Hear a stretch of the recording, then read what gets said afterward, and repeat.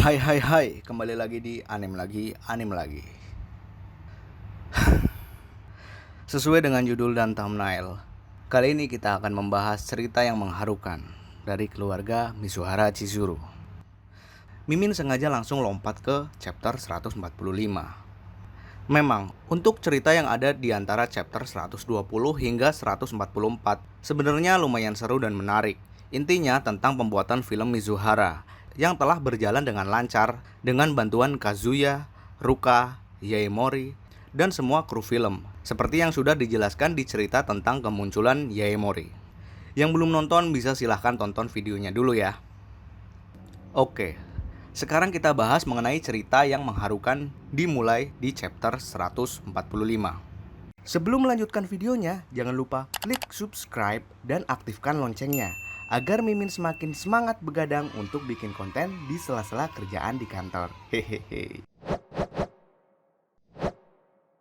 Di sini, Kazuya sebagai produser telah menyiapkan berbagai hal, sampai dengan ruangan teater yang berisi 200 kursi penonton dan layarnya yang cukup besar. Serta nggak lupa juga untuk menyiapkan kursi khusus untuk Nenek Sayuri dan Mizuhara untuk menyaksikan filmnya Mizuhara nanti. Seperti yang kita tahu, Mizuhara mempunyai cita-cita untuk menjadi aktris ya, seperti Nenek Sayuri, dengan dukungan kakeknya, kakek Katsuhito. Hingga sampai saat ini, Mizuhara ingin menuntaskan janjinya kepada almarhum kakek Katsuhito agar bisa menjadi aktris terkenal. Untuk cerita masa lalu Mizuhara, kalian bisa lihat videonya juga di sini. Mimin sudah bahas juga.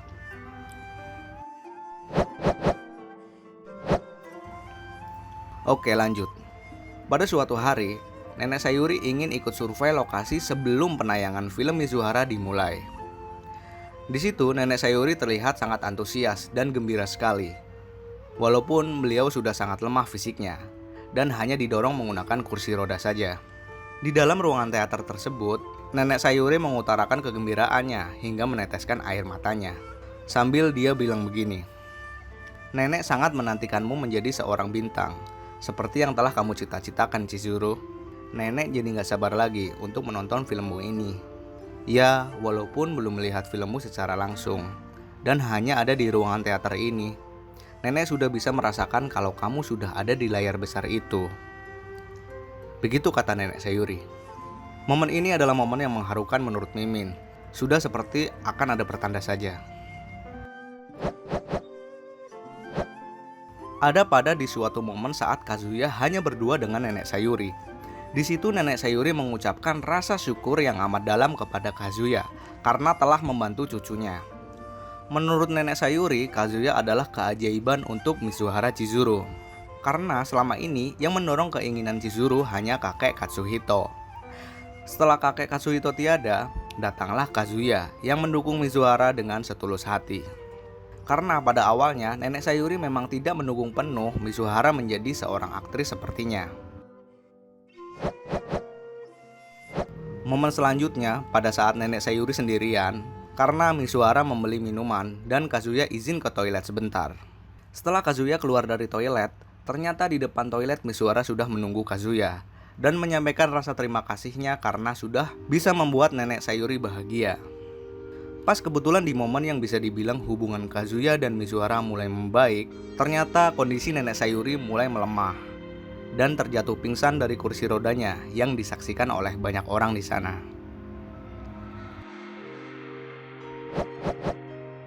Selanjutnya Nenek Sayuri dibawa ke rumah sakit dan kata dokter kondisinya sudah sangat buruk dan mungkin tidak bisa diselamatkan lagi. Di situ Kazuya sangat menyesal karena mengizinkan Nenek Sayuri keluar dari rumah sakit saat itu. Tapi di sisi lain, Mizuhara terlihat sangat tegar menghadapi semua ini. Karena Mizuhara sudah mengalami beberapa kejadian yang menyedihkan sebelumnya. Mimin akui Mizuhara memang benar-benar cewek yang sangat tegar di sini. Soalnya Mimin juga udah pernah merasakan apa yang dirasakan Mizuhara saat itu. Ditinggal ayah dari kelas 6 SD dan sekarang hanya berdua dengan ibu saja. Dan secara kebetulan ibu saat ini tinggal sendiri di kampung karena Mimin masih merantau di Jakarta. Tapi suatu saat Mimin bakal pulang dan menemui ibu di rumah. Maaf nih malah jadi curhat.